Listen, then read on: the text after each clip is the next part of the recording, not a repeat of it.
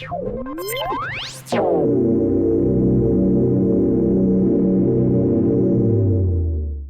afternoon, everybody. This is Tara Tarango. Thank you so much for joining me for this webinar on how to protect the teacher morale and mental health in the current situation that we're in. We're really delighted there's been so much interest in this topic, which really says a lot about how administrators care about what I think is their most valuable resource, the teachers. And we all know it's a really tough year for them as well as you. So I really appreciate you taking some time.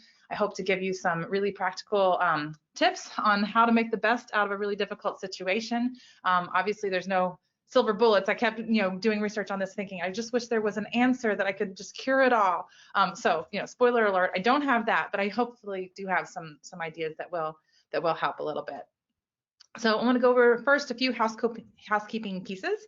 Robin is on here kind of controlling the back end. You want to say hi, Robin? Hi, everybody. Thanks for joining us today. So if you have questions or something's not working technically, you can put your question in there, either in the chat or in the direct questions. Some people have different views depending on what type of platform you have, but she should be able to help you out on the back end if you're having any trouble. I also wanted to make sure you know there is a handout. So all of the ideas that I talk about here, as well as if there's any resources that I offer in this as well, they're all linked in that handout. So if you're the type that likes to pull that up now, I think Robin's going to go ahead and put that in the chat room. Or if you like to type it out there, it's the bit.ly/teachers on the brink. That way you can have that with you as you go and don't have to take notes furiously. Or if you want to just check that out afterwards, you can feel free to do that. But you can either scan it, click on the chat room, or type it in there. And then our most frequent question is there going to be a recording of this? And yes, this is being recorded, and you'll get access to that recording afterwards. So you can also share that with anybody if you'd like. All right, so let's first start with a quick poll of who is here. So looking at, it's mostly administrators here and how do we serve teachers, but what grade levels do you serve? Is it elementary, K-5, middle school, 6-8, high school, 9-12, or maybe your district level or work across the district and it's more K-12, or maybe you're in a small school. So we'll give you just a second here to get a sense of what grade levels we're kind of targeting here. All right, Robin, you can go ahead and close that out. All right, Tara. So it looks like we have highest percentage is K-12 at 43%, followed by elementary and high school are both at 20%, and then middle school at 16%. Okay, excellent. So we may have some district level folks on here, or maybe some smaller districts. So everything I talk about here is for teachers K-12, but just like to kind of get a sense of who's here. And I wanted, before I, get too far into it, I want to thank the folks at Blue Apple who helped bring really great project-based learning units to life. And one of the things I'll talk about in this webinar is how, as administrators, we want to provide resources as much as we can so our teachers aren't having to create stuff from scratch. So if you have teachers who are interested in project-based learning, don't make them, create it from scratch. This is a great way to get them some project-based learning units that are flexible enough for them to make their own, but they don't have to start from scratch. So be sure and check those out as well. So what we'll talk about here today, I just want to spend a little time acknowledging kind of what that struggle is really looking like across the country. You probably know it all too well in your own building, but what is that looking like across the country? Kind of give you some information about that, but really focus most of our time on 4 ways to help, 4 broad categories, and then I have 50 ideas that I've accumulated from talking to different administrators across the country. So all the ideas I share are actually being done by an administrator somewhere in the country. Some are very easy to implement, some are a little bit harder. So I want to give you a wide range of ideas that can help with our teacher morale right now. And then lastly, just want to give you a reminder to put your own mask on first, because as stressful it is for our teachers, that's happening to us as administrators as well. And then we'll end with a free lunch and learn giveaway. So we want to be able to provide lunch to a group of your teachers. So stay for the end of that and we can enter you for a drawing. So this is a super heavy topic. It's a little bit tough out there, so I wanted to lighten it up at first. So I want to first get a sense of which Ted Lasso quote best describes your school or district. So if you're not familiar with Ted Lasso, I encourage you to check it out. It's just a great fun watch on Apple TV. So this little promo commercial for them. But even if you don't watch it, you'll find some of these quotes funny. So I'll read them off to you and you can pick which one best describes your school or district. The first one, I do love a locker room. It smells like potential. The next one is, taking on a challenge is a lot like riding a horse, isn't it? If you're comfortable while you're doing it, you're probably doing it wrong. So maybe that feels like your school or district. Or maybe you're not having such a bad year. Maybe I feel like we fell out of the lucky tree and hit every branch on the way down, ended up on a pool of cash and a Sour Patch Kids. So maybe that's you. I hope so. Or if you care about someone and you give it a little love in your heart, there ain't nothing you can't get through together. Maybe a little love in your heart is you. Or maybe you're just looking for the holiday break coming up, and our goal is to go out like Willie Nelson on a high. So hopefully those are a little fun for you. We'll go ahead and close out that poll of see which one you chose for, which quote wins for the describing the districts on the call. All right, Tara, I'm going to give it a couple more seconds. People are still kind of coming in. I'll give it about 5 more seconds. You bet. And this is something you can do with your, if you are in a staff meeting or something, you know, just to lighten up the mood with your staff and your teachers as well. Feel free to take this and use it with them. But I'm curious to see what we came up with. All right, closing it out here. All right, so Little Love in Your Heart takes the lead at 46%, followed by Riding a Horse at 31%. Locker Room and Willie Nelson are tied at 13%. And then Lucky Tree is at 6%. Okay, I feel probably if you're on this webinar looking for ways to help your teacher, you're not feeling like you're in the lucky tree right now or fell out of the lucky tree. I have to say I probably would go with the locker room. I think that although it's a tough time, I do like to see some potential in that. So it's kind of a fun way to look at it. So again, this slide is available in the handout. So if you want to use this with your teachers, you feel free. So I just want to acknowledge a little bit what it's like to be an administrator right now. I mean, it's really, really tough, right? You have this incredible balancing act going on. On one hand, you're trying to keep the focus on teaching and learning, right? And trying to make sure that we're providing the best quality learning we can for our kids. On the other hand, you've got all this COVID testing and the email notifications of potential exposures and quarantines and all the constant media coverage and charged opinions of everyone thinking they know what you should teach and how you should teach it. I mean, it's a really, really tough time to be an administrator. And then you complicate that with all the staff shortages, right? Sub shortages are just absolutely debilitating. And all this, you know, cafeteria workers, bus drivers, all across the board, and of course teachers. So teachers having to cover those vacancies. It's really, really tough and causing an incredible amount of stress for teachers and administrators alike. So we really have to find ways to mitigate this now before we are, I mean, it's only November, you guys. So like we have a long way to go. So that's really why we wanted to bring this webinar, is to see, are there things that we can start doing to mitigate this stress and try to avoid burnout as best we can. So one of the things we did is we asked administrators, you know, what are the top concerns for the 2021-22 school year? This was in October. And you can see from this list, you know, lots of things came up there, but teacher morale, mental health for staff and students were at the top of the list, right up there with learning loss and intervention strategies. So we knew we needed to spend some time really gathering what we could to offer for our administrators and ways that they can help. And of course, this was not one. Sometimes I do these webinars and it's on a topic that's really hard to find research for. It's really hard to find, you know, best practices. This was not the case here. There are ample headlines everywhere about the, you know, stress that teachers are under and what schools are doing. So try to gather a lot of that. You know, here's just a few of those, right? Here's what Hampton Roads school divisions are doing to ease teacher stress. DC area schools face sub shortage. None of this is new to you, right? The articles are everywhere. Teachers are feeling more stressed than ever. Teachers need therapy. Their schools should pay for it. Okay, now that's on our plate. Oklahoma teachers reportedly quitting due to stress of pandemic and a teacher shortage. Stressed, exhausted, demoralized. I believe this was Minnesota. Teachers are what they're doing to keep teachers in the classroom. No, the teachers are not okay. I mean, I could have filled an hour's worth of a webinar just on headlines alone, right? There's been no shortage of reporting on how tough it is out there. But what I really wanted to do was say, what can we do about it? But it is tough out there, just to give you a little more sense of maybe what's going on around the country.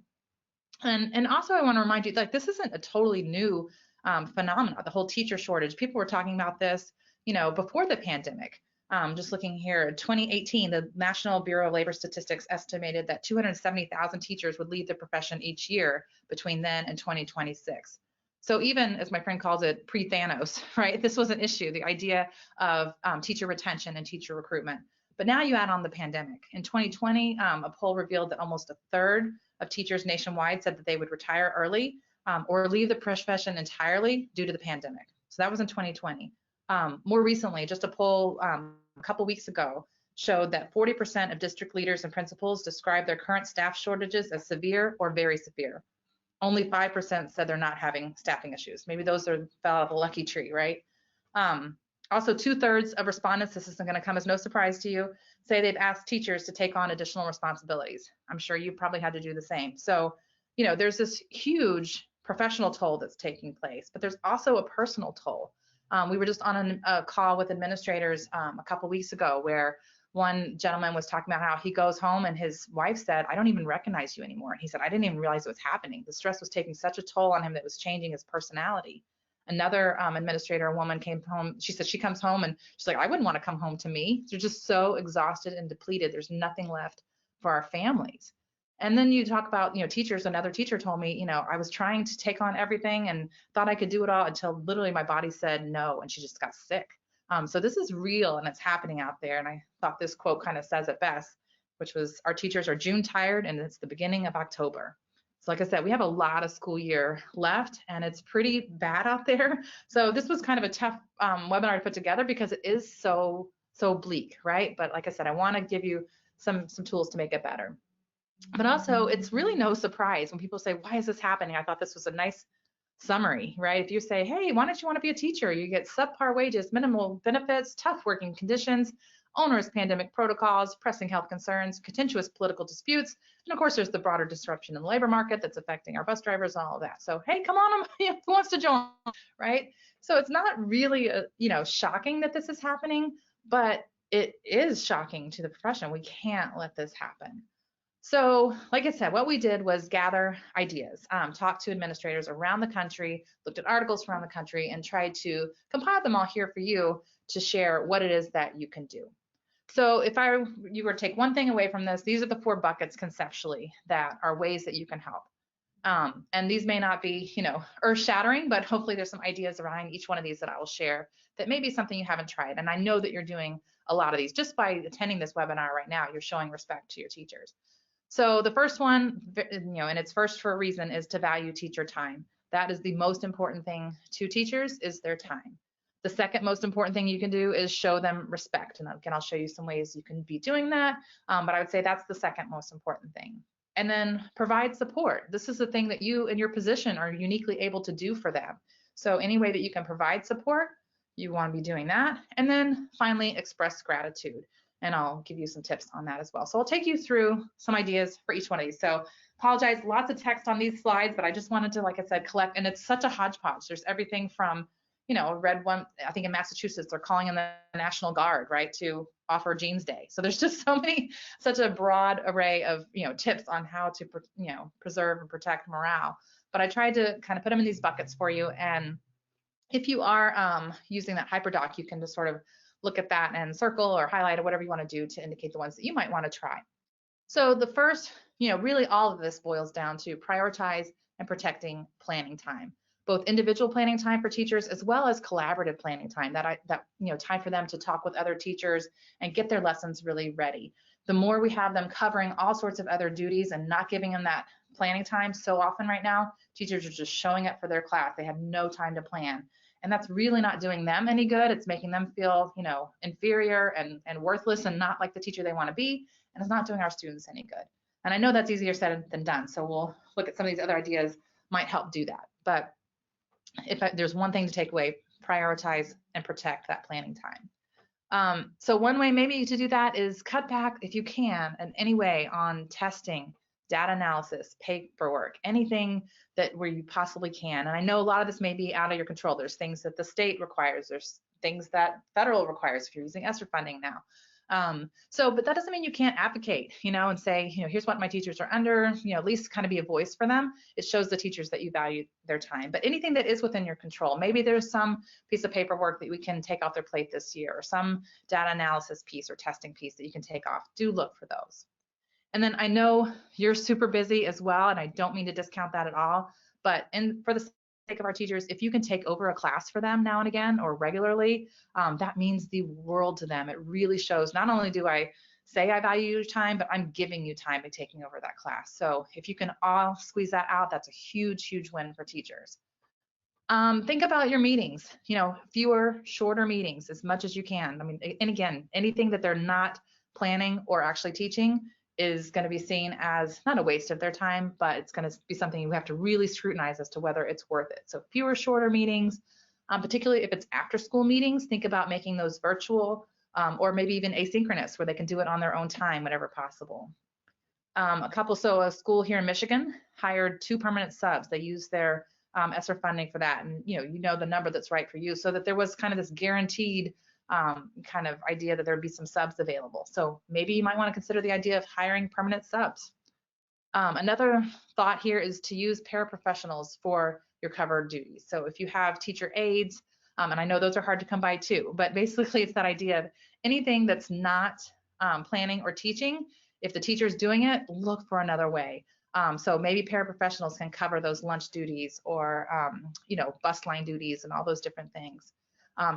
Finding those paraprofessionals, here's a really creative district in Missouri, I believe it was, that actually had a job fair for high school students. They're looking for jobs, they want to fill out their resume, and they're starting to take on some of that coverage. They had openings in the cafeteria and, bus duty and things like that. So maybe you want to consider hiring high school students to cover some of those duties instead of your teachers. You could also look to see what clerical work are your teachers doing that we can maybe take off of their plate, maybe hire some sort of administrative support for that. This one's a little maybe beyond your control, might need school board approval, but it's happening. I just read about a school district in Virginia where the school board has approved ending classes 2 hours early every Wednesday for the rest of the year, just to give that planning time. They're just not able to find it any other way. And then other schools have gone, they've had so many, whether it's COVID exposures and quarantine, so many absences and all that's going on, where they just said, you know what, let's go back to a 4-day work week, 4-day, instructional week. A lot of them look to that fact that we did that in the pandemic. A lot of folks would close on Wednesday so that they could clean the buildings. And they're like, you know what, we got through it. Maybe we need to revisit that idea. So maybe that's something that you can advocate up for, or at least talk to see someone and see if that's possible. So value time is the biggest one. Hopefully, I know you're probably doing some of these, but hopefully that gives you some ideas. All right, the next one was show respect. And so for this one, the biggest one here is to compensate. Look, we have money now as school districts with the ESSER funding, and if you're not familiar with how to access that or what's available to you there, email me. I'll give you lots of information on it. But folks are doing sign-on bonuses, raises. I'm looking at up to $200 a day for subs in a lot of places. Or sometimes they're getting creative and saying, custodial vacancies. And they're saying, teachers, if you wouldn't mind cleaning an extra classroom, we'll pay you $40. Again, we don't want to add more work to them, but if you do add more work, make sure we're paying for them. That is just the way to show respect for their time, to value that time, and for their, what they are bringing in terms of value to your school.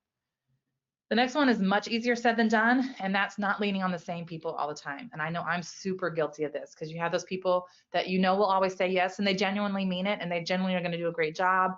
But again, it's only November. We are going to burn them out, so we've got to spread that out. Next one, ask for and act upon feedback. So this can be just simple surveys, or just walking around asking teachers, how can I help you? What is it that you need? How can I be helpful? What support do you need? Ask them, but most importantly, act on that, right? So make sure we listen, and some things we may not be able to do, but then explain why we can't do it. But just ask. That shows a lot of respect. I do think this is the year, as much as I hate to say it, for no big, huge wholesale initiatives, right? This is a year to kind of just get through. Only PD that's absolutely necessary. I'll talk about this later. I don't think it's a time to skip out on PD, because teachers feel their morale is boosted when they feel like they are competent and confident in what they're teaching. So there's a place for it, but it's got to be necessary, and it's got to be wanted. It's got to be something that teachers are actually asking for.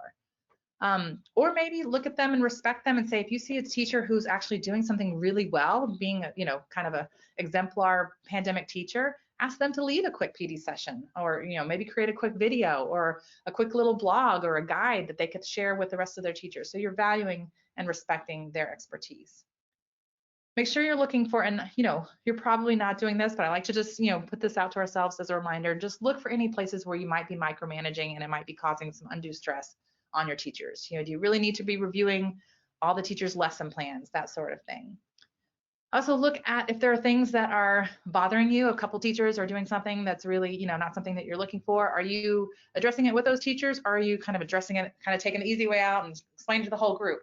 That brings the whole group down. So let's show respect to those teachers who aren't necessarily the offenders on that, and kind of, really take up issue with the few that are.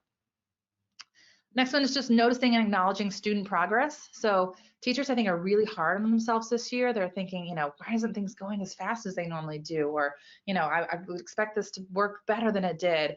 But if you're noticing, acknowledging any student progress, I think that'll help them do the same.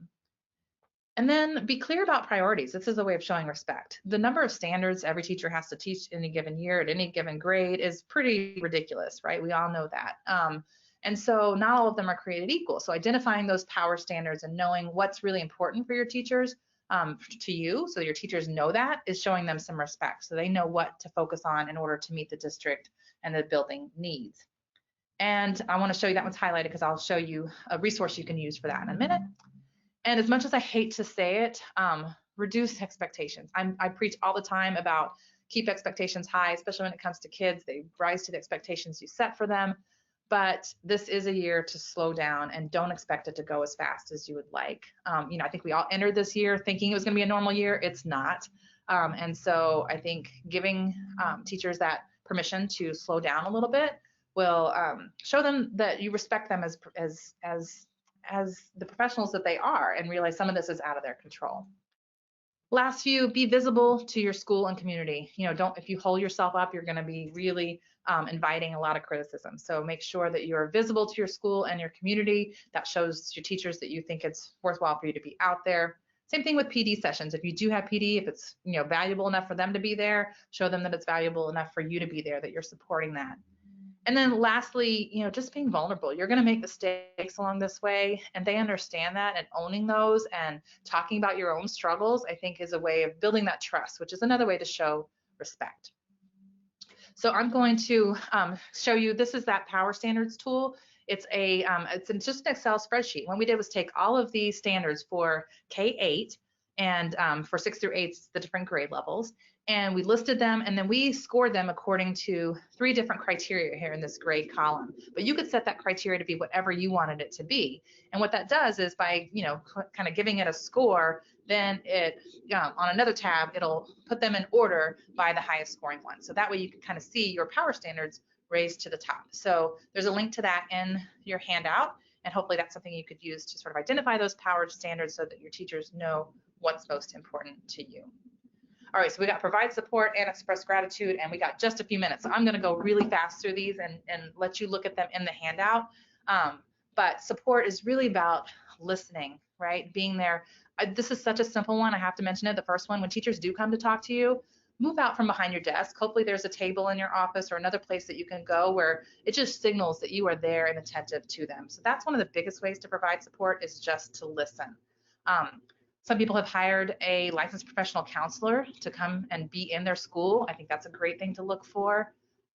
Check in with your human resources department. Maybe they offer an employee assistance program. Most of them do, which will offer up to like 5 free counseling sessions for all employees. So maybe that's something that you can provide that information to your staff.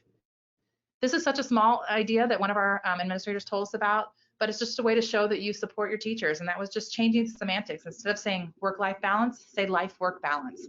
Just a simple way to show that you do value their well-being. So I'm going to go ahead and skip and show you some of the things. And I know that there is a lot in here, but so just you can read through those on your own time. But I want to show you some of these tools so you can use those with them as well. So to show that you value their well-being, you might want to give them this mental health tracker. This is just a quick one-page document that you can give them, and encourages them to track their moods, right, by color. So each day I feel it's just a visual format that's quick to kind of log and interpret. So that might be something that you could give your teachers to do on their own time. Also, I would definitely encourage giving them this avoiding burnout checklist. It just gives a few things to look for. You can encourage them to check in with themselves, maybe monthly, maybe weekly, maybe quarterly, whatever you think is the right amount. But it kind of lets them self-assess, and then gives some tips on if they're kind of score, in the lower range of that, here's some things that you can do to prevent burnout, or to kind of get past it if you're already there. One of the other things you could do is in your staff meetings to address mental health. So here's a couple of activities I want to make sure I have time for. Yeah, I'll just quickly. So one is to use art to elicit those mental health discussions. So I like the prompt, draw a symbol that represents you and where you are on your journey. So this is a few that I did with my own staff recently. And what I love about it is by saying it's a symbol, it takes out any kind of fear of artistic, prowess at all, right? But you'll be surprised. I mean, we had conversations in my staff meeting. One person, it's not on here, but drew a compass and talked about how they weren't really sure where they were going in life. It's just some insightful conversations that we wouldn't have had another way. So art can really kind of open up those conversations. And that's something they can do with their students as well. Another one that's super easy is the what we value in you. And this is just very simple. Each staff member at the meeting, let's say, writes their name on a piece of paper, tacks it up on a wall around the room. And then you go around the room and writing, what is it that you value about that person? So, when you get to this person's paper, you just write what it is that you most value about them. And of course, you finish up back at your own paper. And then you have this document of the things that your colleagues value in you. By the way, this is really great for you to do with them and as administrator to see what your staff values in you. This is literally, I did this 6 years ago with my staff. I still have this pinned up on my wall and I look at it periodically to remember what is it that they value in me, because that's when I'm in a tough spot, that's what I know I need to bring more of out. So a few of those other resources, this is just a simple little, I give myself permission to. Some of those teachers might need to hear this. I give myself permission to not do this thing or the other, or take more time with this thing or the other. So just encourage them to cut themselves some slack. This other one is the last normal school year handout. We got this from one of our participants of our advisory council. And I just thought it was such an interesting visual to realize that the last normal school year was 3 years ago. So students in 7th grade, the last normal school year was in 4th grade. That's a big difference. Someone in 2nd grade has never had a normal school year. So looking at things like social emotional learning curriculum and actually making that a part of your day-to-day curriculum for your students can help your teachers. It can provide support for them because kids are having to learn, again, how to be in school. And then provide resources for them, right? So like I said, if they want to do project-based learning, don't make them do that from scratch. If you have your goals, what I love about this funding request form is that you can set what your goals are as a district or as a building, and then your teachers can write on here, here's the goal that you're trying to accomplish, here's the resource I need to do it, and here's how much it costs. So they can give you all that information, and that the resources that they're requesting are aligning to the goals that you've set. So just a quick, simple request form. So those are a few tools that will hopefully help you provide some support for your teachers. And lastly, and here's the biggest thing with this one, is express gratitude. We all as humans need this, and these are some of the simple things to do, but I do want to put a warning with this one, because if you are offering a jeans day or walking around distributing popcorn or giving out apples, that's all great if you're doing things in the other 3 categories. But if you're not doing things to actually save time or to respect them or to provide support, and then you do these things, it can kind of backfire. So just be careful about that. But here's some things that you can look at. One of the things that I'll just point out, since we have just a short amount of time, is leveraging your community. The community wants to help teachers, educators, always. So next time you're at a restaurant, ask to speak to the manager and say, hey, I'm an administrator at this school. Would you be willing to give a discount to my teachers? And they'll probably say yes. So it doesn't take a whole lot of extra time for you, or maybe make some calls. We made some calls this week, and we just got a local gourmet cookie shop offered a dozen cookies to teachers, and a nail salon offered a discount. So just takes a little asking, and maybe there's things that you can do to provide some discounts. So this ultimate list of stores is kind of a national website that collects all the different teacher discounts that are available at different places. So that's one you could share, but like I said, even better is to go out there in community and solicit some. So really quick, if you have been going along, I know I went through a lot of them in detail at first. The others you can read through on your own, but I encourage you to just take this as a document, that handout, that kind of puts it all in one place. And like I said, you're probably doing a lot of these things, but maybe there's something in here you want to kind of add to your repertoire. So I think we'll skip the poll out of time. If you do want more information and you're a Twitter person, I love that Dina Simmons here put up, educator friends, I know y'all are exhausted and overworked. What do y'all need? This was yesterday. She had 383 comments. So I incorporated the spirit of all of those into this, but you can always track that and see if there's any more. But lastly, before I leave you, I just want to remind you to, like I said, put your own mask on first, right? This is a really tough time. And as leaders, you have to be that face of hope for your school. And that can be really emotionally and physically exhausting. So I don't want you to find yourself depleted of all that as well, because you need your teachers and they need you. So make sure all the things that we talked about for the teachers, you're looking at for yourself, whether that's getting enough sleep, finding someone to talk to, looking at being able to get some exercise in, taking on some, goals and classes outside of work, the things that you can do to take your mind off of school whenever you can, because again, it's only November, you guys, and we need you to stay strong as well. So I do want to just put it out there. Like I said, I don't think PD goes away, but you do want to work with people who understand what teachers are going through. So if we can help in any way, we love to work with teachers, professional development, instructional resources, and most importantly, ongoing support, which really right now looks like we're fairy godmothers for teachers. When they say, we created a chart that students could use to show where they are in the project process. Could you, give us some feedback and create a large visual format? Okay, we'll do that for you.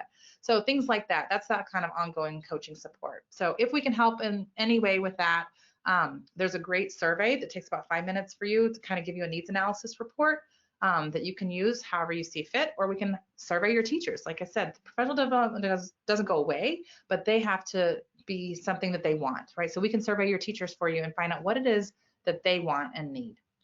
So I thank you for joining me today. I know I just had to run through those last ones very quickly, but if you have any questions, feel free to reach out to me. Encourage your teachers to join us the next webinar. We're going to be talking about how to equip students to understand and evaluate informational sources, which is a really tough thing out there in today's world. So last but not least, we're going to close out this webinar and you will get a survey that will pop up. It's super short. It's like less than 20 seconds, I promise. But if you can give us some feedback on this, we'd really appreciate it. We want to make sure this is worth your time. So give us some feedback. And also by doing so, that enters you to win a lunch and learn. So what that means is this is our way to express some gratitude. So we're going to pick 3 winners for that. We will do a virtual learning session and we'll ask the teachers what it is. We'll get them some topic ideas and find out what they want some help with. And we will provide a quick learning session, but also we will work with your community to bring lunch in for up to about 20 teachers at your school.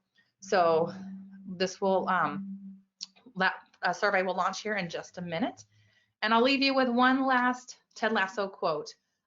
This one I think will go for all of us, which is, for me, success is not about the wins and losses, about helping these young fellas be the best versions of themselves on and off the field.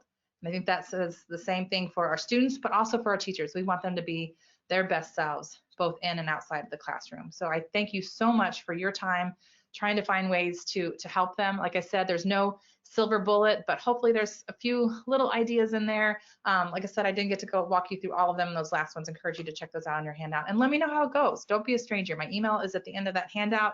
If there's anything that I can do to help you or your teachers or your students, that's what I love to do. So thanks for your time and I look forward to hearing from you.